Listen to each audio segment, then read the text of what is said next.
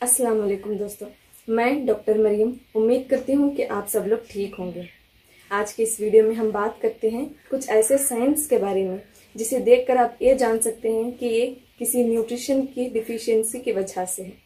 ठीक है, देखिए ये न्यूट्रिशन डिफिशियंसी की जो प्रॉब्लम है वो एक कॉमन प्रॉब्लम है।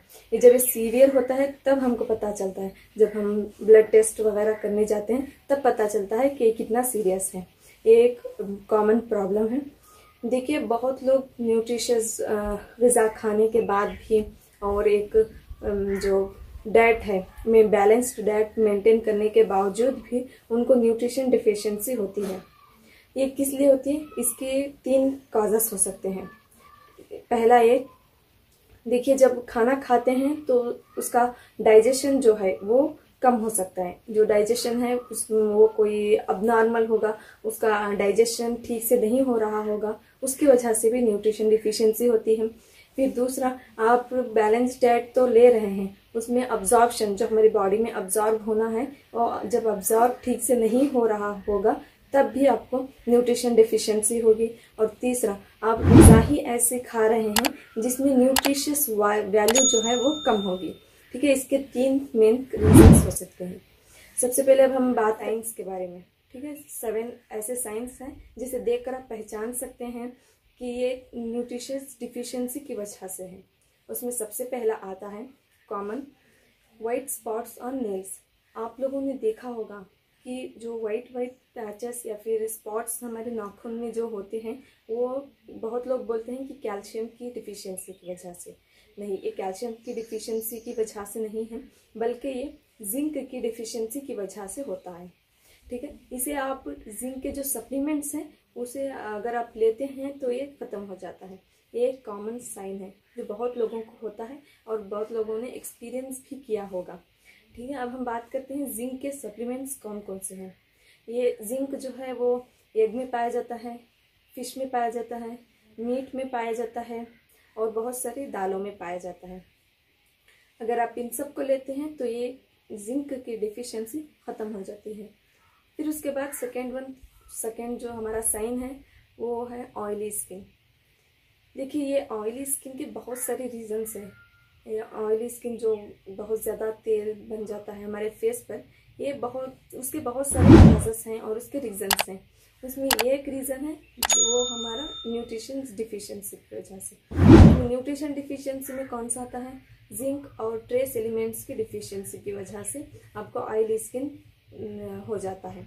ठीक है, ये इसके बहुत सारे रीजन से, पर्टिकुलर एक ही नहीं है, तो इसे ज़्यादा कंट्रोवर्शियल नहीं लेना है कि ज़्यादा ऑयल बनने से होता है न्यूट्रिशन की डिफिशियंसी। नहीं, ठीक है, इसका एक रीज़न है न्यूट्रिशियस डिफिशियंसी की वजह से।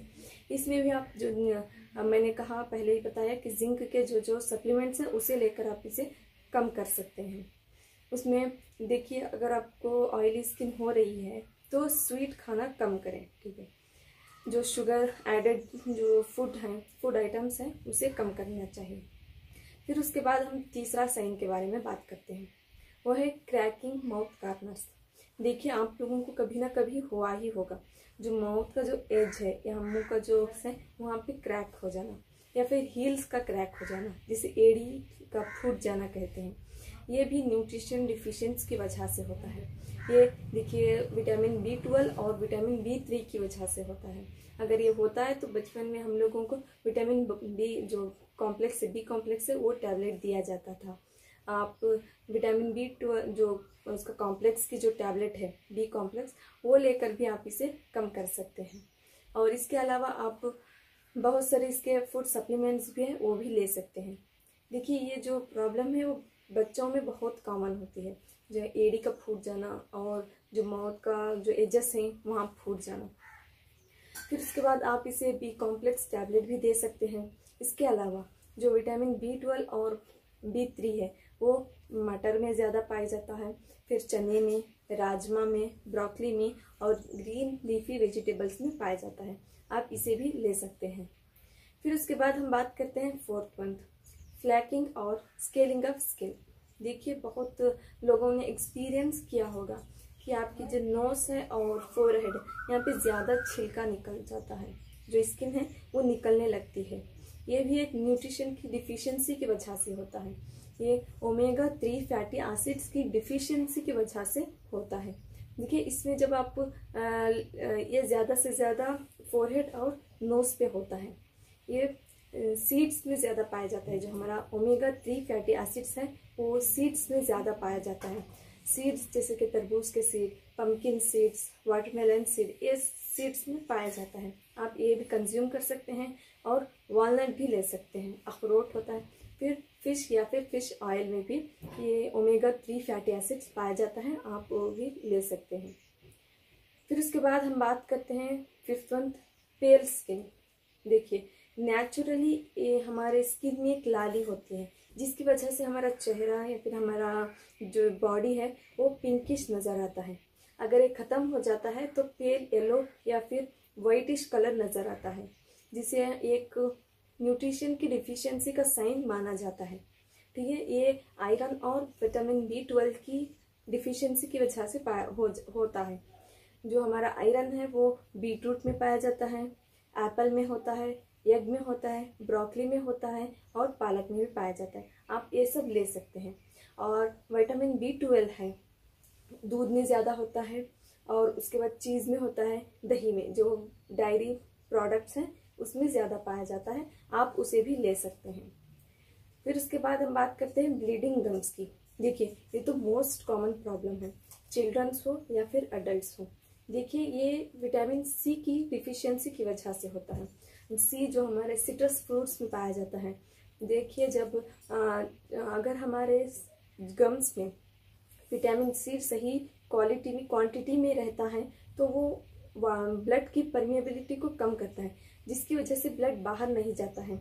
जब विटामिन C कम हो जाता है हमारे गम्स में तो परमिएबिलिटी बढ़ जाती है। जब परमिएबिलिटी बढ़ जाती है तो ब्लड बाहर निकल आता है, जिसकी वजह से हमको ब्लीडिंग गम्स होता है। अगर आप विटामिन C के सप्लीमेंट्स ले रहे हैं तो ब्लीडिंग कम होने के चांसेस हैं।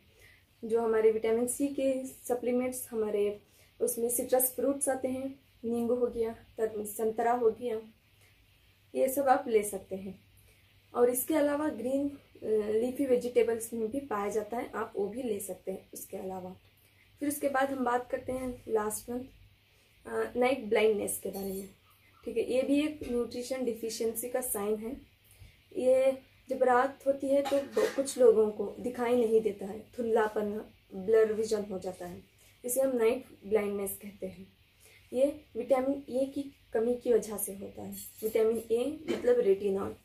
रेटिनॉल दो तरह से पाया जाता है।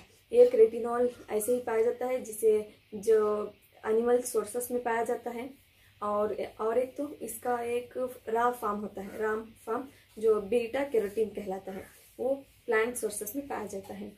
आप वेजिटेरियन फूड्स भी ले सकते हैं और नॉन वेजिटेरियन फूड भी ले सकते हैं।